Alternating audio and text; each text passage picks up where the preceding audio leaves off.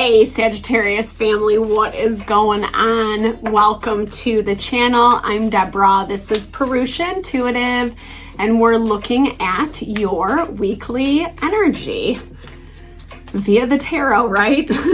So yeah, I hope things are going well in your world. We just entered into Aries season, so it really actually helps like amplify the fire energies, fire signs. It adds a lot of abundance. Obviously Sagittarius energy is a lot about growth and expansion, and connecting with the Aries energy is all about looking at ourselves and what we want, what our goals, our desires, our dreams are for a life of fulfillment, right? So it is more of an internal energy this week, reflecting on yourself, how you're building and growing those goals, those ambitions. And yeah, let's get into it, Sagittarius. Okay, highest and best message for the Sagittarian collective. Highest and best message. All right, so something is leaving you behind. Not leaving you behind. I just feel like this is more of an aspect of your life, of your world, that you're completely letting go of. Number 13 in the tarot deck is also death. So it's like death and rebirth, right? The different cycles that we go through in life. You are completely wiping the slate clean of a certain aspect. And taking time really just to kind of go within, I feel like when we are in those moments of leaving stuff behind, people, places, and things, patterns, things that we've kind of attached to for a long period of time, we do need to kind of separate ourselves, take a step back from all the hubbub of life. Again, back to that principle of Aries season, taking the time to reflect. I love this. This Fate card popped up for Libra, I think, as well. It's been popping up a little bit. So, it is talking about how actually the more that you simplify, take time to be with yourself, self-reflect, that's where you're seeing this abundance come through. Yeah, finding a little bit more balance and harmony through the process. This is easily done by setting up a really good schedule or routine for ourselves, not going so much one way or the other. Like we can push ourselves and then run out of steam and be put down for a couple days. And that's not good, bad, right, or wrong. It's just about giving yourself the maximum potential, right? So maximum potential does come through having a consistent pattern, routine. I was that spot. And I feel like you know what that is. I feel like that might be part of what you're changing as well, Sagittarius. Like the way you're showing up for yourself in your own life, finding a little bit more balance and consistency between what's actually happening, all the feelings and emotions that are around it. Let's get into, so there's that heartbreak, that grief, unexpected, that kind of goes back to that what you're leaving behind. I don't think it's an easy thing. Most often those attachments aren't. It was something that you really loved, that you really connected to. Maybe you had different hope for how it was actually going to pan out. It's interesting because you're not really paying attention to those new opportunities. I feel like what I'm hearing is like you are manifesting it inadvertently, but you're not really paying attention to it, if that makes sense.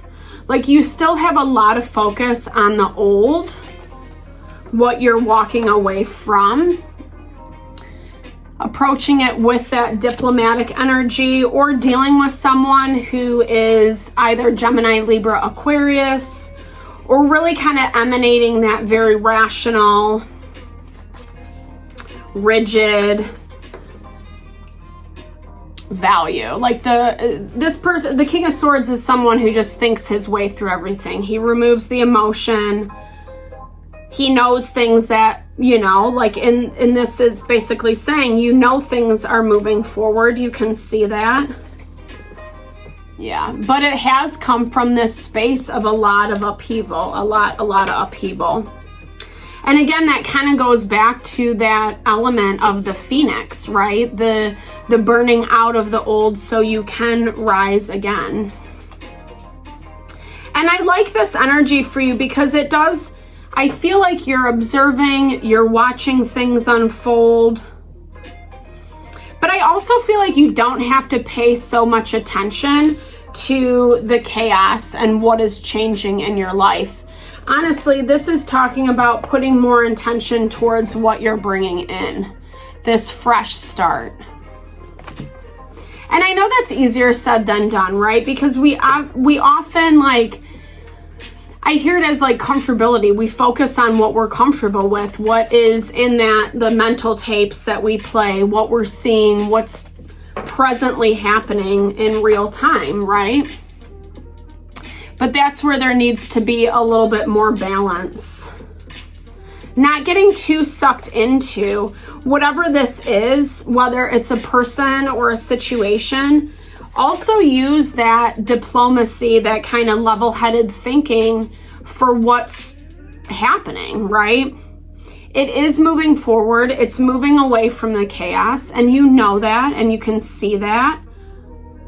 And what's going to keep you afloat is, you know, by having that level of diplomacy, taking the emotion out of it, right?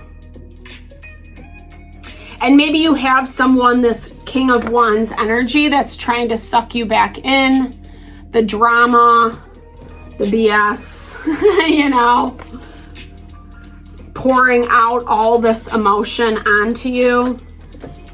I hear a begging energy. There's that Death card. So it's like, you know, they also know it's changing as well, or the situation, it's shifting. Whatever you're leaving behind, whether that's a job, a career, a relationship. But I feel like there's an element where, you know, and especially if you've been engaged with this thing for a long time, it is basically saying that neither of you are looking at it. You know it's happening, but you don't want to acknowledge it, or like you're so sucked into the drama. I mean, this person is dealing it out for sure. You know, they're throwing that drama your way.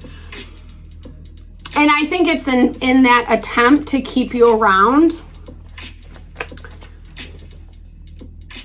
And, you know, it's interesting because they're not even like saying what they really want with you. There's not communication between you two, you know, about this, I should say, even if you're still talking to them, engaging with them, etc. It's not, what's happening is not being talked about. It's that proverbial turning a blind eye towards what's happening. And I think it's just because there's a lot going on, right? Life is busy. There's always a lot to manage. I hear that there is this level, yeah, there's burdens. Like I hear this person like is not very good at managing their emotions. Where you can, yeah, there we go, that King of Cups. We have 3 kings on the board. So whether there's multiple people involved, someone is being really emotional and kind of playing off of those emotions. There's a lot of stress for them. I see that. But it is coming out of that element of immaturity. And you're just trying to kind of like, you know, logically navigate your way through everything. Which, I mean, you know, for you, Sagittarius, I think that's actually like a good thing. It's a blessing in disguise because it's helping you kind of see that bird's eye perspective of, yeah, this is going to pass. This is all going to be over and done with. It's just moving through the emotion out of it.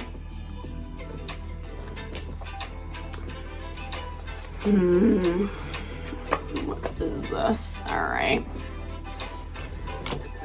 I mean, it does look like this, yeah, that communication is happening, but it's not how the parties involved want it to go. If anything, it kind of leaves one feeling like they missed out, they missed their chances. I feel like that might be part of what they're not expecting. You know, because it's almost like when you have this conversation, you feel really inspired, empowered to state your piece, state your truth of what you think. And I feel like it's going to be a big wake-up call because, again, this person's trying to like reel you in with the emotions. And they feel like when you play their game, they have that hold on you.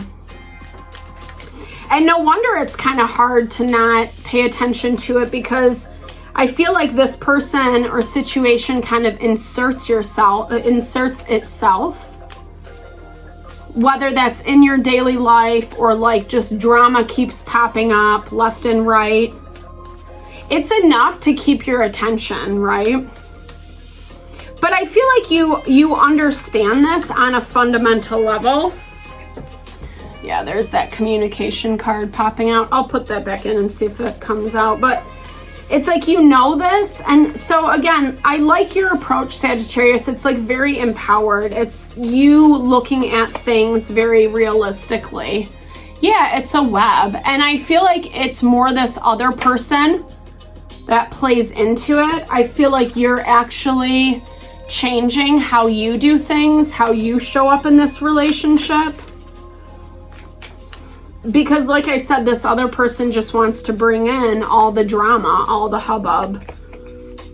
And it's not even worth it. Yeah, it's like a game to them. That's what I hear. It's not about living authentically.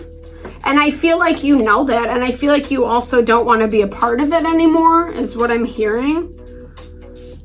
You have this new fresh life being offered with that acorn. I love that. It's rebirth energy.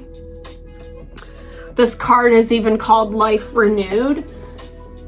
And I feel like it's helping you expand beyond that. Map totally reminds me of your energy, Sagittarius.